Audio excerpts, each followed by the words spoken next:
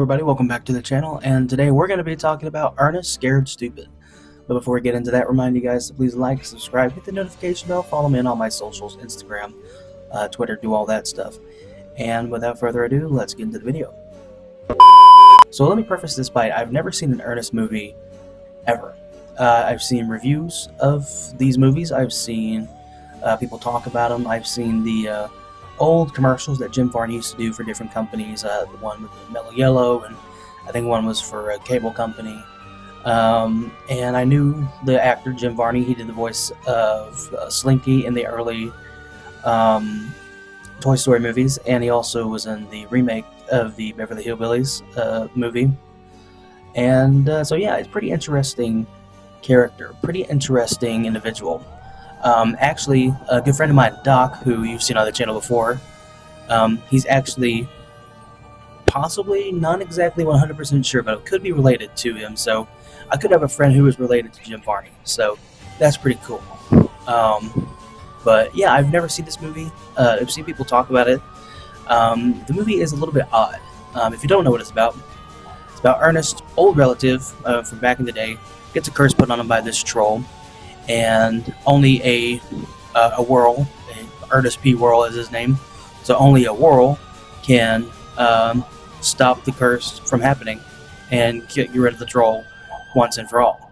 Unfortunately, that Whirl is Ernest all these years later, and he brings back this troll. And you have this little group of kids who tags along with him, and I think they feel partially sorry for this guy, because he's so stupid. Everybody treats him like he's like a toddler. It's like this guy who is mentally handicapped and has this cop's kid in his truck, and he's like, "Ernest, what are you doing?" You know, he's just like nonchalant about the whole thing. I will say one thing about the movie is the effects. The effects of the trolls actually look pretty decent. At least the main one it's very articulate. I believe it's the effects done by the Kyoto brothers, who did the Killer Clowns from Outer Space.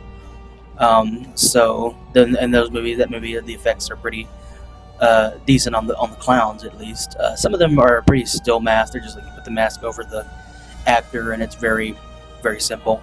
But the main one that they have is very articulate in that sense. So the effect is good. The troll's very nasty looking. It's very, like I said, very early 90s. So they made it look gross, and even though it was for kids, it was still kind of gross and adult, and you always feel like something you weren't supposed to watch. But it's fine.